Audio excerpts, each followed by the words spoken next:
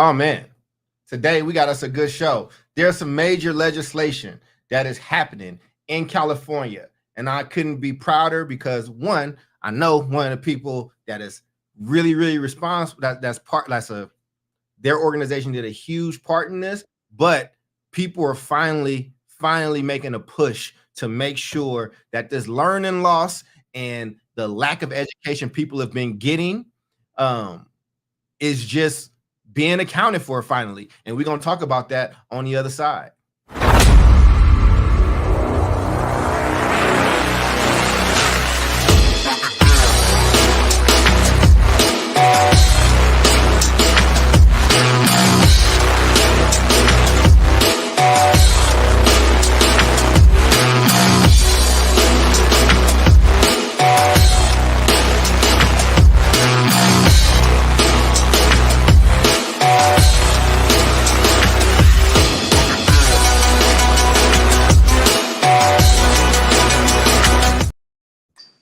What's up, everybody, and welcome back to another episode of the South Star Classroom. That's David, that's Jude, that's Omar. I am Charles.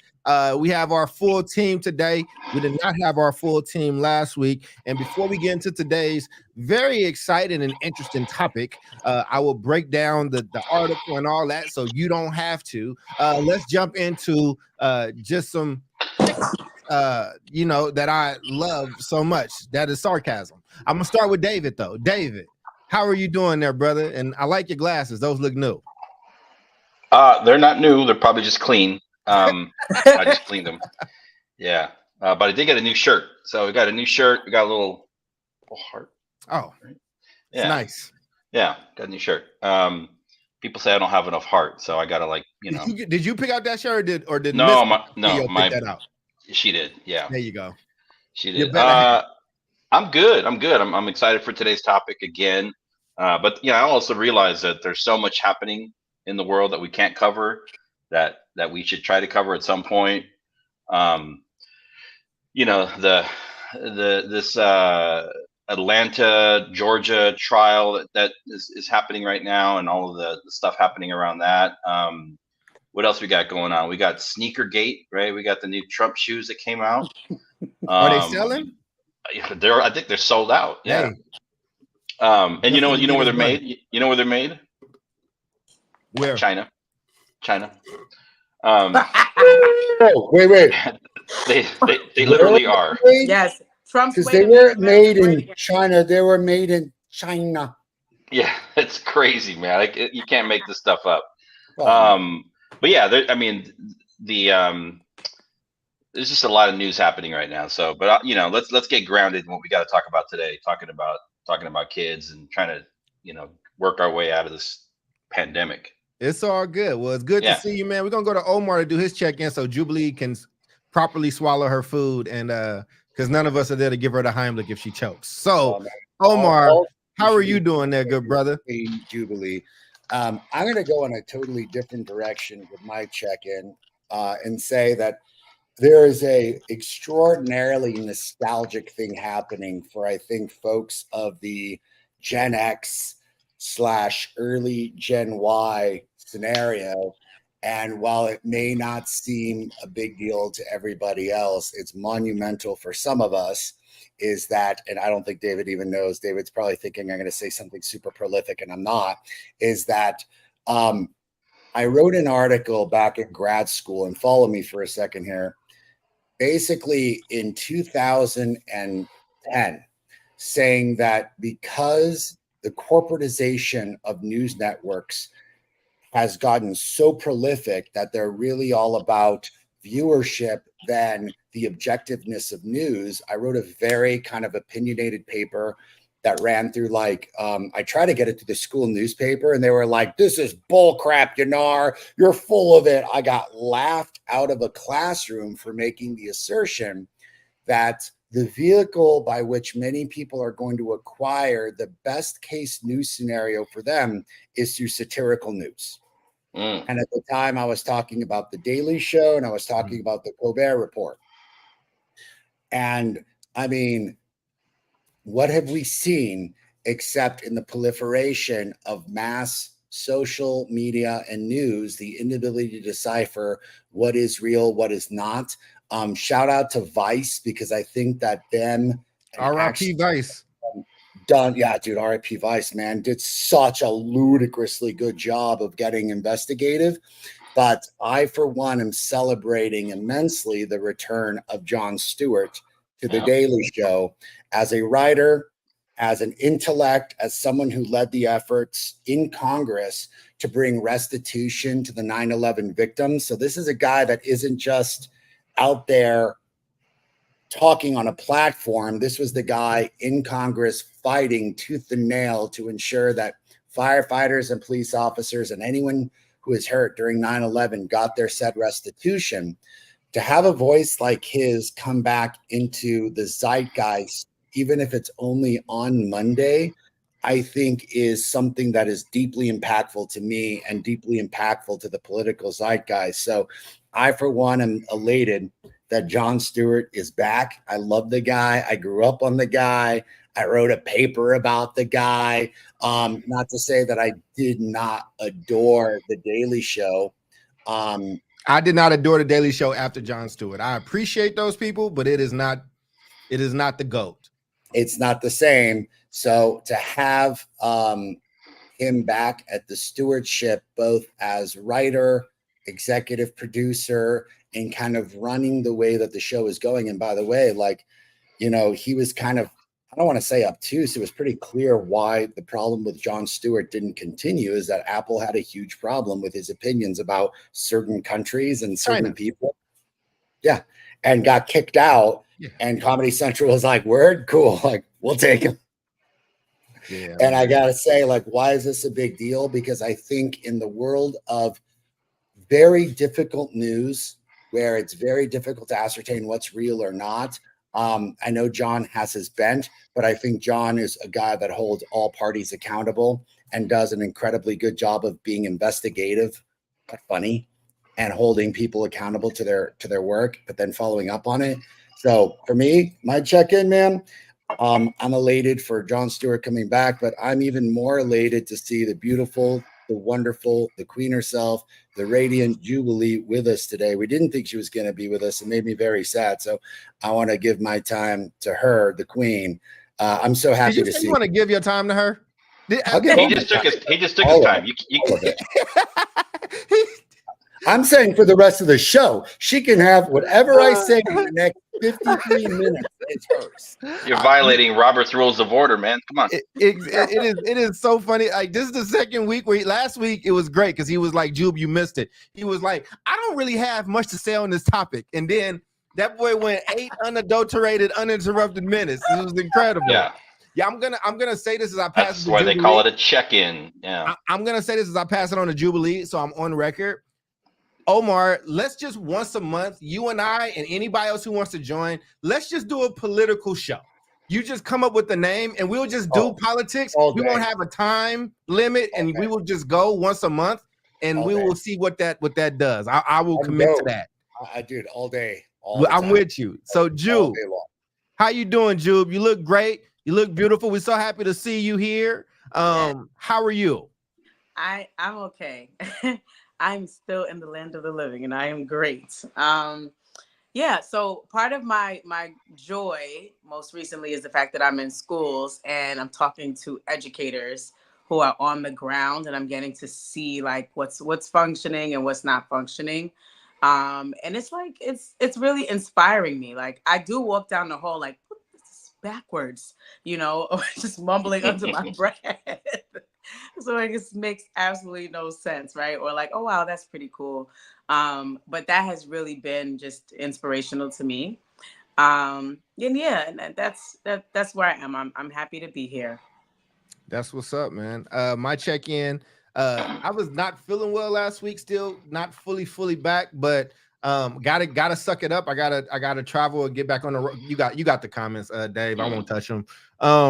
I got to get back on the road tomorrow, which I really need to do. So it'll be all good. Undisclosed location until I return home. I learned this from when I was on the A Black Hands. I do not like telling people where I'm at, and then people I don't know speaking to me. It freaks me out. I will never ever get used to that. So He's coming to San Diego. That's why. Would love it. I love San Diego. I love San Diego. Hopefully it does not fall off the side of the ocean, brother. But I love San Diego. But no, man, I'm happy to be here. Happy to have this conversation. And and listen, if we can jam through this topic and kind of come back to what you were talking about, David. I'm actually, really, really cool with doing that. Oh, and let me show love to Mama Toya. Keep that up. She and when we were doing A Black Hands. Shout out to that whole crew. Still love all the guys. We still talk pretty much. But we started. I have book clubs and stuff like that. And as a team, we started this thing called. We started like something for the fans, the patrons that we had.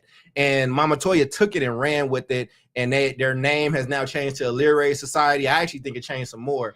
But they've done so much work. They've read a whole ton of books. And I think they just had a meetup. I think it might have been in the DC area. I'm not sure. But congratulations to them on just cultivating that audience and continuing to keep it going. And, and Miss Toya has my ear anytime she needs it. I love that lady, like really love that lady. She knows a lot about me. And she's always just showing up for me. So much love to you, Mama Toya. And thank you for continuing to support us over here and supporting all the guys and what all the guys from A Black Hands are doing.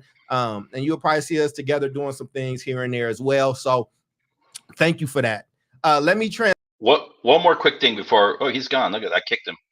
All right. I guess I'm going to do it anyways. I wanted to add one more piece to my check-in before Charles disappeared. And that would be my computer hates us today. I don't know. That's all right. So I was going to say, I got one more add-on to the check-in I forgot to put in there. Yesterday, me and the family went to see the new Bob Marley film. Right? How was it? And it was great. And I mean, no movie is perfect. People are always going to say it didn't show this, it didn't show that. I get that, but I felt like it was a proper tribute to him. I felt like it put his music and his struggle and his artistry centered in the conflict that was happening in Jamaica at that time. And I thought more importantly, it was more of a tribute or a statement to his wife, Rita, right? And so she kind of gets left out of a lot of the conversations, but to see the whole thing kind of unfold, and her struggle too. She was home with all the kids, and she had to deal with the ups and downs, and so it was kind of. I do want to ask about that because I saw it yesterday, and I wanted to get like y'all's perspective on it. But my main question was like, yeah, man, who's raising these kids? Like, Rita did a ton of work, right? But like, Rita was also at all those concerts in Europe. Well, they had a whole like family, not blood, non-blood fortress of stuff. Yeah, they had a whole. They had like 18 kids. Yep, and many of them are still making music to this day, right? We know their names. But I just thought it was Lauryn also Hill and had some babies with Lauryn Hill. So there you go. I thought seeing a film, where it's like 99% Black folks was beautiful to see, and also they didn't push back on the vernacular, right? So you had to kind of work your way through, you kind of get used to it. Exactly. Yeah. And so, and the music, I grew up with that music, and it's funny because he died when he was so young. I forget, like he was rising and then boom, he was gone. And so, I'm at the age where I see movies, and if it's like the right kind of music and the right kind of vibe, I start tearing up and crying. I was like the only guy crying in the movie theater. So that is how we age as man, huh? Yeah, man. That's how you're getting old. You start crying in movies. Start crying at movies. It's like, why am I crying? I used to smoke to this song. What is happening right now? Yeah, I'm like, it's Bob Marley. Like, stop it. Like, let's be adults. I will say this. So if my computer continues to trip, I will come on with my laptop. So be ready to take it over if you need to, David. But I want to start because we had, and I guess every time I tried to put the article up on mine, that's what was making the stuff act up. So basically, there's been some major legislation that's happened in California, and it's actually pretty exciting. And so I'm going to pull it up here. And I don't know if you can put it on the screen, Dave. If not, don't worry about it. I'm going to give people the gist of it. So the general gist of this article, if I can get it up. My computer done messed up. I gotta find it. But why don't you give the overview, and when I get the points up, David, I will start filling in. I'll jump back in and take the points. You're muted. I'm going to pull up the article. Okay. Here. Well, anyway, you guys, in California, there was a big old, like, we had everything going on with the pandemic, and there was already learning loss from before, but there was even more during the pandemic to the point where we even lost kids. During the pandemic, that's where Energy Converters, we actually created the People's Literacy Fund. And then Keisha from the Oakland Reach, who I know, who's like a big sister, they did some incredible work during that time where they started to train parents basically how to be tutors, how to, like, they really just built up. You can go ahead and add it to the screen. They basically built up ways for parents to make money and to, like, also improve literacy. And they actually had some success to the point where they started to partner with they've now partnered with like the district, right? Like the district is using them and hiring them around this. So they then partnered with another organization, to my understanding, and filed a lawsuit. And to my understanding, that lawsuit is going to yield billions of dollars. I think initially it was 7.5 down to 6.3 billion dollars, with 2 billion of it being protected from any type of budget cuts or anything like that. But it is when we talk about equity, this is the stuff that Jubilee talks about when the system needs to be held accountable. This money is supposed to go directly to those groups that are the most just left behind in inequitable situations in California. And that means that there will be a pot of money that is promised to Black and brown young people around things such as literacy. And so, you know, this has kind of been reverberating. It's a huge, huge number. And I remember when that woman was starting that organization, I remember one of the articles that I wrote a long time ago on how we met. I came to talk to her parents. And funny enough, the book that I wrote, a few of her parents were some of the parents that I would take those chapters to before I published the book, to make sure that it was in line with what parents wanted and thought and needed. And now to have this become national news and set this trend that I don't think will stop here. I think you're going to see it across the country. I think it's just amazing. David, I wanted to just throw it to you because you introduced the article to our group. And I have some notes that I can clearly go through, but just so people can follow along enough for us to have a discussion about it. Yeah. So I remember, I think it's also important to note that at this time, when when COVID came around and when our schools were closed, I was living in California with, and my son was in, what was he in? 3rd grade, 4th grade, something like that. And so we were on the receiving end of this in terms of education. Also has an IEP. And so, we went from receiving, regular services within a school to literally receiving 2 hours at best of lukewarm instruction. Right. So we're actually living it. And so this idea around this is not the first type of this lawsuit. It is different in a particular way. Most of the previous lawsuits, and we've seen them in other states. I think there are a number of states that have where groups have sued the state, but mainly for just increased per pupil funding, right? Like, this group deserves more money, or this group deserves more money. This one is a little different in that it's targeting different types of interventions, right, for students. And so, it's a sizable amount of money, may be the largest that's ever we've ever seen in the country. I'm thinking it's in the billions of dollars. And it stems from, a particular, I think it stems out of LA and Oakland, 2 different groups, different families that, basically, this is a little narrative here. The lawsuit pointed to the then 8-year-old, right, twins, Kayla and her sister Kai, from low-income family attending 3rd grade in Oakland Unified. They had remote classes only twice between March and the end of the school year in 2020. So that's That's crazy. That's you're talking about months of education where they only had remote classes only 2 times. So there's a lot of variety within the school district as well. Different schools are organized differently, and this is pretty crazy to see. Yeah. And you can read the rest of it there, Well, but I got the notes. I got the notes so people can yeah, some bullet yeah, points. my goodness, wow, So that's yeah, crazy. so basically, I'm gonna go through this quickly so everybody can follow. A lawsuit by families of 15 students from Oakland and LA resulted in an agreement where California will allocate billions in learning loss funds to support low-income students and those facing significant learning disparities due to the pandemic. The settlement includes measures for districts to use evidence-based strategies like in-school tutoring, with the state committed to making statutory changes to ensure accountability. Love that word. If the state or legislature fails to act, the plaintiffs can resume the lawsuit. Funding from the state's Learning Recovery Block Grant, originally $7.5 billion, but reduced to $6.3 billion, will prioritize the most affected student groups, including Black and Hispanic students and those with high absenteeism, requiring districts to create and track plans for using these funds effectively.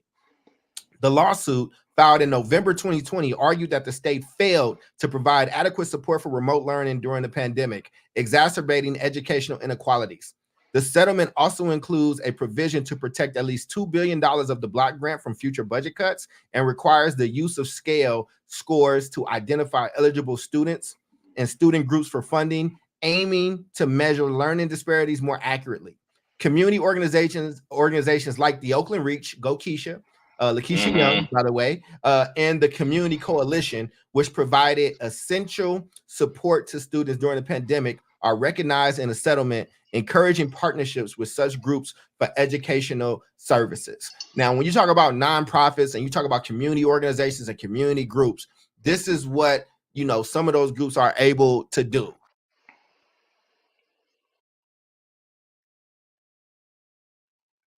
And gone. All right. And so this is just so there are 2 different groups. One being the Oakland Reach out of Oakland, California, and then the Community Coalition out of Los Angeles. And so you could see here what some of the existing, the Oakland Reach was part of this, but they've also been part of kind of this intervention work going back years in Oakland, California. And so yeah, got some quotes there. Yeah. I'm on a laptop. It's all good. We just gonna rock it out. I don't Okay. The computer hates us right now. But so just just general reactions, right? Like, when you put this in our group, David, what was your thought? What was the impetus and like what were the conversations you want us to have? And I know Omar has some thoughts from a Texas perspective, but we'll start with you and let you kind of facilitate that part, just in case. Yeah. So I think it's definitely an important story. It's timely. I mean, part of me wanting to discuss this too is to say that we've actually seen this and similar types of lawsuits before. This one seems to be doing things a little bit differently. It's not just more money into a system that has generated poor outcomes for children year over year, right? There's actually a little bit of a twist here in that they're pulling on community partners to step in and lead some of this work. So I think that's positive. And also some of the questions I have are, how is this going to improve outcomes for students when we still have the situation? Well, I'll leave it there. I have 3 other things I want to bring up in the next round. So I think this one's doing something a little bit differently, and I'll leave it there.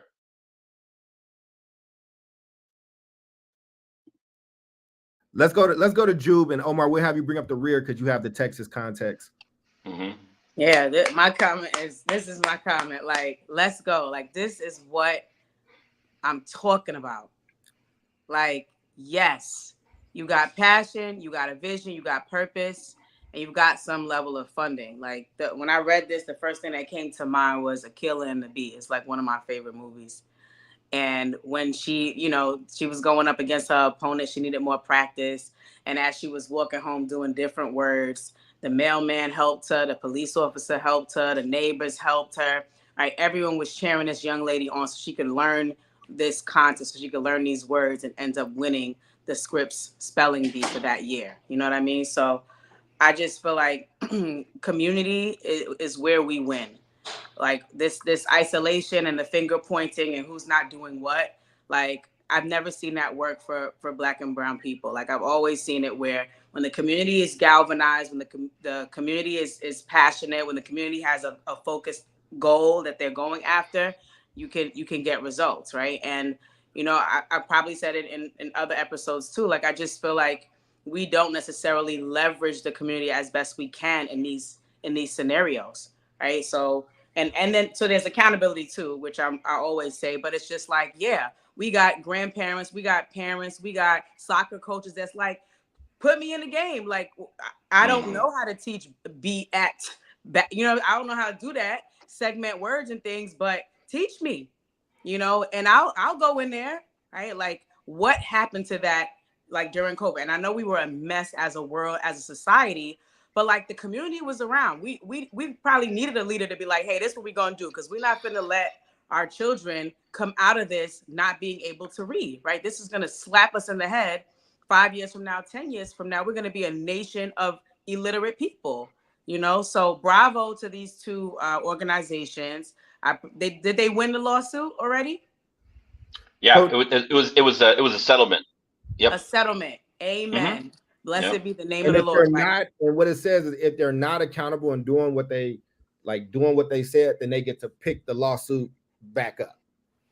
Oh, okay, gotcha. Yeah, bravo. I hope this sets some level of precedent for other, you know, states to follow suit.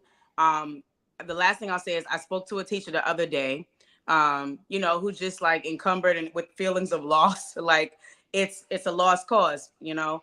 And he said we need manpower. Like people are, even when you send them money, right? And I said this before, we talked about it. It's like throw money at it. Okay. But if you don't have the manpower and you don't have people on the ground training, you know, the manpower, then what are we doing? We are wasting money. We are a wasteful nation in many ways, right? But again, you know, that's why I celebrate these organizations, because they got it. We can leverage the community, we can train the community, and we can see the money from the inception of its, you know, being granted to how it's used to actually supporting us in the accomplishment of a specific goal that's going to help our children. And to me, that's dope. I love it. Mm-hmm. And we put and thanks for putting the link in there for us, David. Mama Toya, you should be able to see the link in the comments. I mean, I can put on the screen, but it's going to be hard to. You can't copy it from there, but you can copy it from the YouTube comments. And if you need it, text me and I'll make sure you got it.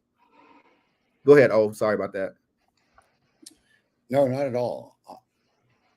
I want to steer us in the right, or I want to steer myself in the right direction, because I think oftentimes what the nuance of this situation is going to get lost, because I can hear people automatically be like, okay, here's another scenario where you're sending a ton of money and that money is going to be misallocated, or that money is going to be misspent. And how are we going to justify whether that money is actually going to create gains and go to the right institutions that actually do the work that it's going to do? Because I can hear everybody saying that already. And while I'm with you all on that end, what I want to notice about this particular situation, and this is a bit what I'll get into as to what was going on in Texas and their answer as to what happened during the learning loss here in Texas, is that this is a different scenario in that this really is a situation about the people. A lawsuit being pressed demonstrates that there has been an egregious scenario. So this isn't just about Black and brown coming out and being like, we didn't get ours, and states acquiescing because it's a woke reality. I want us to get really, really hard lined here and think about the fact that, like, if you're an American and you care about the Bill of Rights and you care about the Seventh Amendment, which is, you know, jury trial and a quick and speedy trial, Sixth Amendment, and you actually know your Bill of Rights, this is a scenario where the Justice Department has found a situation to be so egregious that it's created a lawsuit to say we have found essentially what was probably a violation of the 14th Amendment, which is equal justice, equal protection in the law, that this group of people were particularly damaged, and then there was nothing to actually do to remedy it. And I would say that the large scale ramifications of this is a huge thing that I'm so bent out of shape about when it comes to education. And people have tried to do this. It's called like the Robin Hood theory, where it's like, hey, like, how do we get money from rich schools and allocate it to poor schools because they're in significantly deeper need because of deeper recesses that happen educationally. And as you all know, dude, like, sadly, those affluent families have a strong voice. They've got attorneys. They wound up backlashing. This is precedent. This is now legal precedent to say we have in the justice system legal precedent to prove that there is a disparaging gap in what is going on with low-income communities, regardless of race. But again, it affects Black and Brown more disproportionately than it does, or disproportionately compared to everybody else, to basically say, damn, like, here's proof, here's legal proof that this is going on. And the weight of that, I think, is magnificent, because it gives now every other state legal precedence to basically say, now that you have proven this in a court of law, we have seen similar situations and we have a legal precedent to get here. I can guarantee you this thing is going to keep getting scaled up. But I mean, this is California, right? So scale it up, dude. I don't think the Ninth Circuit's going to overturn this one, dude. I know the Ninth Circuit. My worry is like, what the hell the Supreme Court's going to do with this one. But let's get back to the educational component, which is let's forego the usual criticism about what money is going to get to who. I think this is a situation, from a judicial standpoint, to say, wow, let's take a moment just to reflect on the fact that a court of law has basically now said that there is disproportionate equity in education. That's like a big freaking deal, dude. Like, the fact that I don't want to skirt that by, dude. That's like kind of Brown v. Board levels of like disparities based mostly on income. While it affects race, this is really income based. And it's going to be hard for any American to be like, well, I don't agree with this. I'm like, so you don't agree with like income equity? Isn't that why you're voting for the people that you're voting for? From an educational standpoint, what's gone on in the state of Texas is, and I got to give the state of Texas some credit here, which is, again, amazing, is that over the last 3 years since COVID happened, there was a funding source called T-Class. And, you know, again, Texas with its acronyms, if you ask me to tell you what T-Class stands for, I've sadly forgotten. But it was pretty badass in that this was effective funding. Hell, man, it's how Jubilee and I know each other. Jubilee was our coach, and should still be our coach. I'm going to hire Julie one of these days. Like, I'm going to have her run this place soon, dude.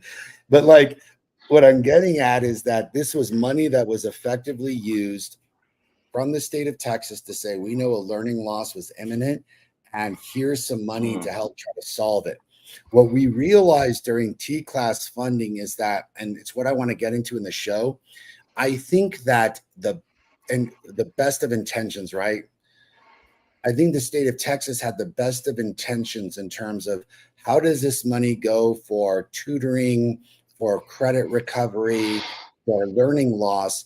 But I think even the state of Texas didn't have a good formula to say, how are we effectively doing this? Because Jubilee's right about one thing, is that you can throw money, but unless you have someone of Jubilee's intellect, knowledge, and experience running the helm of that money and being like, this is how we're effectively recreating schedules, recreating support systems, recreating interventions during the day, focusing on literacy, like that creates it requires an insane amount of expertise. And I'm wondering, and I hope that in California, as in other states, that people with that expertise can gravitate towards that issue. Because if not, you can throw all the people and money, but it's not going to solve the problem if you don't have the right people and systems in place to make a huge dent educationally. And I'm wondering, like, I don't know if that's what we want to talk about, is like, this is what it would take to create like effective practices for learning loss. But like, I know that's a really long and hot take on like, hey man, let's not skirt over the legal component, but like, what should we do educationally? Well, I I say think this, that's a question. though. I appreciate. I mean, I like that take. Right. The different direction that I would go is that I think this is a win for a different reason. I get what you're talking about, the technical pieces, the legality of it. Who are these experts? Honestly, I don't know if there's a lot of experts because the problem is still so widespread, right? I think people are gonna be throwing things at the wall. But what it does is that it tells these parents that you're not crazy. It tells these parents and these people that this is not okay and normal. And I think that that's the first piece of it, right? Like, it's not just something necessarily wrong with your community, or you know what I'm saying. You're not holding the phone wrong, right? This shit is bad. It's messed up, and we're gonna hold ourselves accountable. And this is how we're gonna do it. I don't know if they're gonna get it absolutely right, or everything is gonna be hunky dory, kind of moving on. But when you see this type of action taken by parents and organizations and in concert with each other and maybe other entities, it reminds me of the trigger laws. I think California had parent trigger laws around 2010, and those are fun. some parents love those laws and some parents hate those laws. But the point is that there's a constituency, there is a user base, there's an end user that is not happy with the product that they're given. And if you're going to force me by law to put my child in this or in some version or form of this, then the least you could do is be adequate, right? So I don't deny. I think everything that you're saying is right, Omar. I'm just taking a step back and just like congratulating the win, because there's going to be a long road ahead. But I do think going to how California and New York go and Texas go, so goes the country, right? Like, California and New York for the more liberal, left-leaning kind of policies, and Texas for the more, and I guess you could start to add Florida to the more right-leaning. And so for this to happen in one of the largest states in the country, I think that it is going to be a chain reaction that we see from here. And I hope and I pray that students actually start and families benefit from it. But parents, you're not crazy. We do this show so you can come for the conversation, but leave with tools. You are not powerless. And like, you have to, make yourself be heard, and you have to organize. And when you do, and you find a Lakeisha Young and the people like the Oakland Reach or the Community Coalition or whomever was part of that and in between, you can make a difference. I see my role in the world as a little bit different. I'm not that optimistic. My thing is, how can I equip people with those tools now? But you need all those people kind of working together. So I don't negate anything you said, but I wanted to just kind of give kudos, because I know how hard they have been working on it. I know some of those stories, those pain stories from some of those parents, just around trying to get what's best for their kids. And they got called that they said they didn't care about education. It's their culture. What's going on in their household? They deserve this, whatever the case is. Yeah. And I'm glad that they got to win. I didn't mean to cut you off, David. Well, I got one thing to say, and I want to hear from Jubilee, but I want to go back to what this case was grounded in, just as a political science major, and it's kind of a, somebody who's interested in those things. And Omar brought it up. So obviously, these are all tied to the California Constitution, right? Which is the root of where these arguments came from.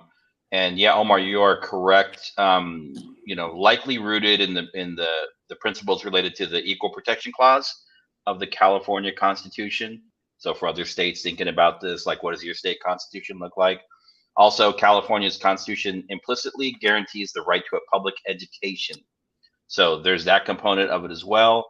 And this might be the most progressive component. You say left-leaning, I say progressive. You say right-leaning, I say regressive. The adequacy and equity in education. The lawsuit may also be grounded in the state's obligation to provide an adequate and equitable education to all students. So that's the grounding for the suit. Right. That's dope. I'm fired up over here. Like this excites me because, right, to Charles's point, he says, you're on your own. And they're like, yeah, we on our own. All right, we finna fix this. And I just feel like the answer is simple. Everybody's pulling their hair out. What do we do? What do we do? Our kids can't read. What do we do? It's like, it's a simple solution. Yes, there are variables. We are dealing with the highest absenteeism rates, right? Mhm. Like, we don't know where the kids are, why they ain't coming to school, what's going on, right? But the solution is simple if we actually have enough people on the ground that are willing to become the solution, And I just love examples where that's true. And I feel like this is just one of those examples. This kind of stuff inspires me, And like I said before, I really do. I'd love to hear more about their process, like like in the earnest beginnings, like what did they do? What did Lakeisha Young and her team do? Have they seen results yet?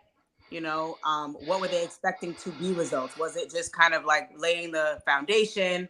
We just want, the students that we see to at least be at the beginning reading levels. Like, did they get into those sort of like metrics, or was it more, or was it that, and also just sort of empowering community members, right?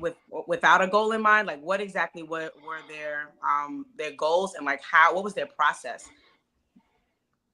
Sounds like we need to have Lakeisha on some point. Yeah, I want to meet Lakeisha. We can work on that. Go, we can work on that. We can work on that. We can work on it. I would tell you, my sister is always very, very busy. I hate bothering her, but I'm sure we can tag team David and both send her messages. But yeah, man, she did a great job. So before we go on, I mean, I think then looking forward, and I don't want to be the naysayer, or the whatever you want to call it. I do think it's important to call out this lawsuit, this settlement, and the way it's framed is different.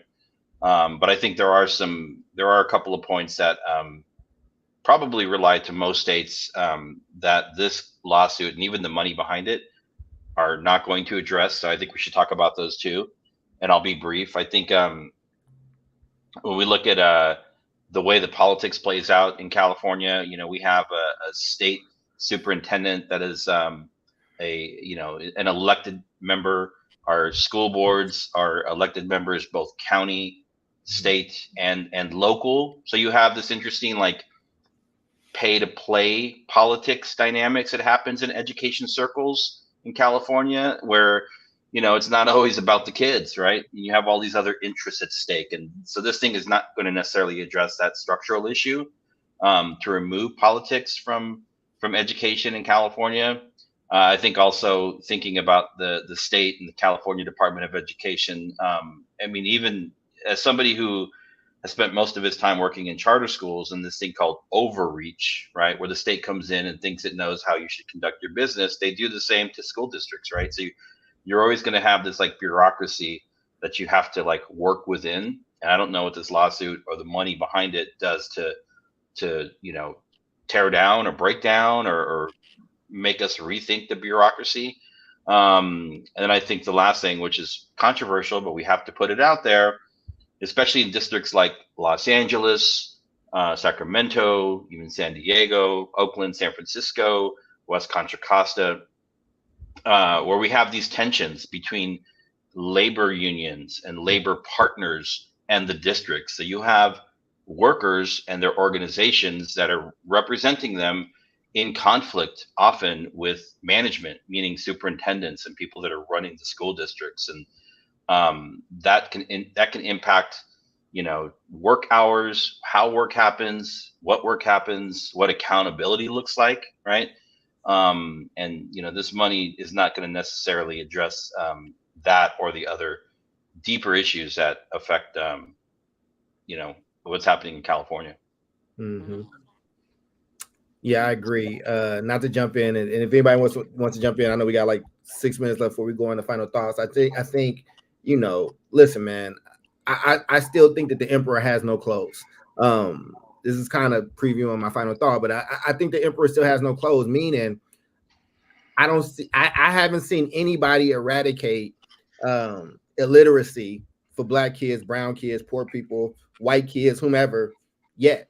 And in that, it's like we got to be really honest about it, because I think that there are going to be a lot of people that come with their chest poked out, like, I have the solution for this, I have the solution.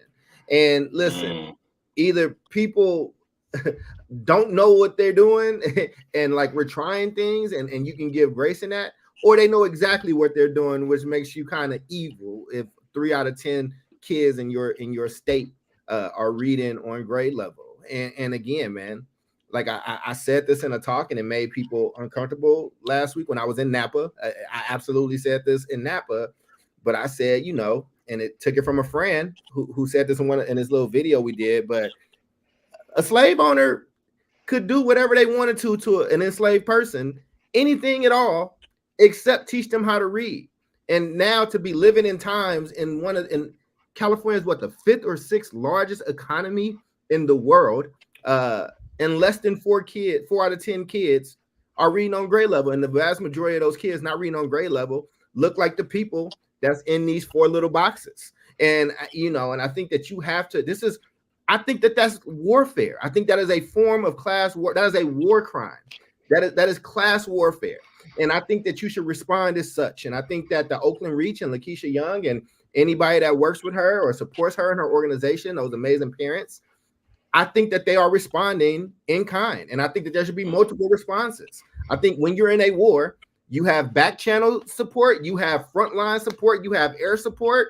You got drones now. If we're talking about, the 2000s and beyond, I think you have to recognize when you're in a war. And I think a lot of us have not recognized that it is a war, and we have not been acting accordingly. So, Godspeed on this, and any way I can be helpful, I absolutely will be. With it. Huh? I said I'm with it. I'm with it. I can start rolling us in the final thoughts too, but go ahead, Jude. We can go to final thoughts after you. Yeah, that's my final thought. I'm with it. I know that there'll be, barriers and roadblocks and all that kind of stuff along the way, but I just believe in this sort of intervention. Like I believe in it.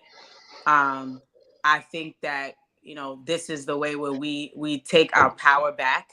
And I think if there are students, if there are children in China, if there are children in Africa, in somebody's one-room schoolhouse who will move over here and out-test and out-read all of our kids, and they have almost nothing, right? What excuse do we have as a nation that seems to have everything, And I really do believe that, this whole conversation about learning loss and learning recovery cannot be done without community. Like enough is enough with waiting for the states to do us right. Yes, we ought to hold them accountable. And if it has to be a lawsuit, if it has to be these things, no problem. But I think as community members, as parents, as sisters, as brothers, as coaches, as teammates, we have a set amount of I think responsibility, and I think we have power enough to turn this around. And I think it's going to take all of us. I think this change that we're looking to see, right? I had a 8th grader reading on a 2nd grade level. You know what I mean? Like you're trying to teach them 8th grade content, but they are missing. First of all, they were behind prior to COVID. Mm-hmm. Yeah. They were already behind prior to COVID. Right. And so there's got to be something that's protected. If we're saying that, sometimes the children don't have stable households, or they come from this, or their parents are drug addicted, whatever, whether they are myths or true. Right. At least protect the space where learning is supposed to happen consistently, So those are my final thoughts. It'll take us all, just like Akeelah and the Bee. It takes us all. I love that movie. To be able to make this shift, it'll take us all. To do so, even if it's the dude standing at the corner store, like he could teach Lil Mookie how to read too. I'm with it. Bravo, Lakeisha Young, and everybody else who worked with her on the project. I'm inspired, and that makes me want to continue to educate. Absolutely. Omar, you on deck, David? Yeah, I mean, my head's spiraling about this one. Because again, I've got like 2 minutes and I could go like 80, right? I think the first thing is that a surprise to you, Beard of Knowledge? I think the first thing is that I've mentioned on this show a ton is a couple factors, and I kind of want to dissect it into 3, which is the first is that there's like indisputable proof to basically demonstrate that kids coming into kindergarten are already at a significant loss.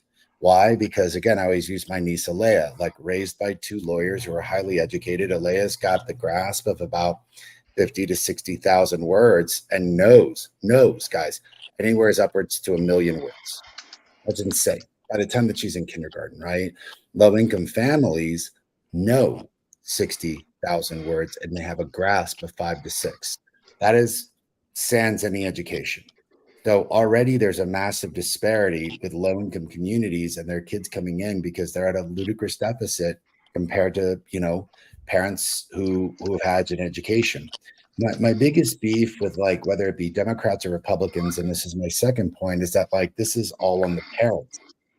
And listen, like parents, we can't take away the situation from the parents, but I found, we founded EPLA, the El Paso Leadership Academy, based on the entire point of like we can't rely or wait on the parents. If we can get the parents, we lost Omar too.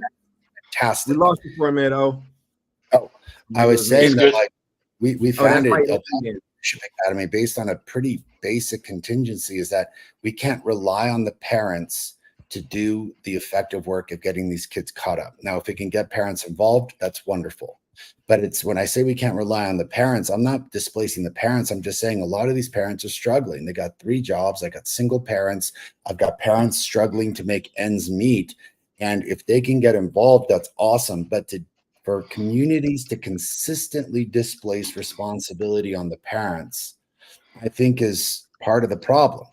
Instead of effectively saying as a community, as a group, and like part of what Jubilee is saying about like, tribes in Africa and so forth, or like communities in Africa, I'm like, well, dude, like what's going on in that community? Is the aunt involved, the grandparent involved, the mom involved? Is everyone there? And is there a community of support that is consistently gravitating towards this one premise that education is important? For a lot of kids, they don't have any of that familial support, that community support. All they've got is the school. And if their school is terrible, I could use many words that I heard repeated yesterday from the Bob Marley movie. One word in particular that I won't repeat.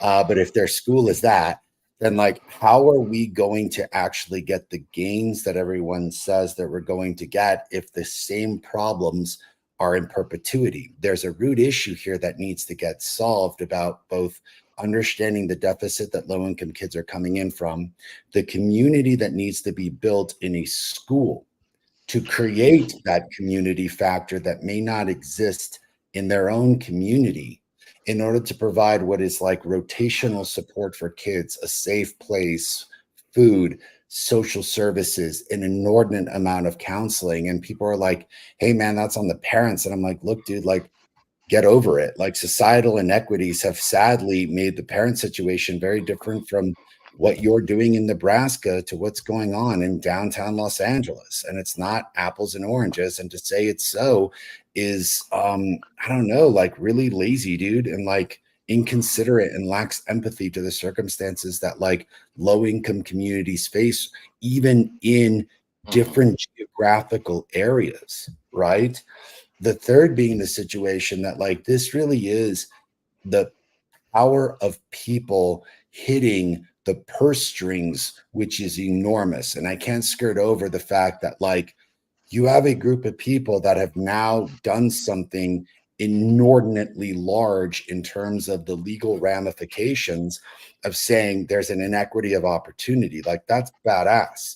And that's only the first step, because it's badass that the people are hitting those purse strings and saying this has been going on too long, and we're going to use the court system to fight this ludicrous injustice that's been going on. But bear in mind, what is going to be the other side of this? Who's going to fight against these things? Who's going to consistently try to take that ability away from communities to fight that power?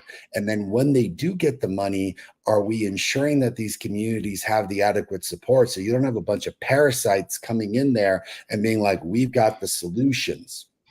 Because I've got to say, being in this space, the four of us, the reason I love this show, the reason that I love doing this is because I think the four of us consistently are thinking about what is absolutely best for the future of this kid and not for the adult. And I think it's why we love each other. It's why we gravitate towards each other. It's why we got a show. But I got to tell you, what really sucks about being in the educational space, and I'll say it out loud on the show, is that not everybody has our benevolent and altruistic intentions. You have a lot of parasites. You got a lot of D-list celebrity superintendents out there just salivating at the idea of being like, I'm the Messiah and I could lead you through this. And I would tell these communities, be very, very, very wary of any Messiah, so-called Messiah, who comes in and says that they can actually do these things. I would look at someone's track record, like a David Castillo or Jubilee Ransom, to go into schools and actually have had an effective track record of change before making these decisions, because you two are going to be the last person that goes in that community and says, I can help, when you all should be the first. And we're going to have the worst people be the very first that go into those communities and claim that they can make change. David. Boom. All right. So I'd mentioned earlier, some of my concerns with the larger systemic issues. However, at the same time, I definitely want to shout out the Oakland Reach and other orgs that were involved with this case. I think I'm excited to see what, if this leads to a larger national trend, and I hope it does, because I know that similar issues and conditions exist in most of our states. So I'm excited about that. I hope it sets a precedent. And I also think about the, I'd mentioned several different, lawsuits in California that had come and gone, and we hadn't seen any change. So I think about the power of persistence, right? I've been listening to all kinds of podcasts, and I just recently got turned on to this gentleman, Francisco Carrillo from LA, who was wrongfully incarcerated in 1991. The guy served almost more than 20 years wrongfully, incarcerated for a murder he didn't commit. Was eventually freed. There's a Netflix special about him. Now he's running for assembly district, the state assembly in California, in his Los Angeles district 52. Point being is he had to go back to court multiple times to get it right. And I feel like this is kind of a similar thing where the first time you're not going to get it right, the second time, but you got to keep trying, right? And I think this lawsuit and the settlement represents an iteration of what's happened before, and kind of, thinking about things differently, pulling in these community partners, pulling in parents to help, lift up the work. And the last piece I'll finish on is I appreciate Jubilee had mentioned this earlier, but yeah, a big part of what they looked at in terms of this lawsuit was data, right? It started with a particular student, their families, and then they looked at statewide data. And so I appreciate the just the more like larger national conversation. It feels like we're talking more about, data used to be a thing that we couldn't talk about, right? Because it made people feel bad. But I think we need to continue to keep the push and keep shining the light on data and outcomes for all children. Yeah, man. And then my final thought, like I said, I'll just tack on to what I was saying and double click on what everybody said in their final thought. Look, man, not to just stay in this whole, slave era or whatnot, but like, sometimes, eventually a civil war comes and slavery ends. But before that, to help push that, you have people like Harriet Tubman. And I think, not to put that pressure on a Lakeisha Young or her, or her people, but I think this is a Harriet Tubman moment. Like sometimes you have to make systems respond and react to you. And I get what I was saying. Like it's not fair for parents to have to be the people to figure this out, or to have to make sure their kids are literate, or that the school is doing what they need to be doing. But at times it's necessary. And I think this is one of those times it's necessary. And so, I love this show, man. And I think I mean what I said though, Omar. I think we should, and anybody, David, you can join us. Maybe it'll be and Jubilee, you're welcome. Maybe it'll be the Poli-Sci Nerds or Unleashed. I'm talking about we got to do this, Omar, where you have no time limit on you. You need to just be able to go on your soliloquy and just go, and we can do that and have fun with it, man. I think that'll be great. And I'll end on this as we go. I am very happy. This is for you, Omar. I am very, very, very happy that that Jon Stewart is back. And I was offended that people were offended by his appearance and him just telling the truth. I am a Democrat. I am not voting for Donald Trump.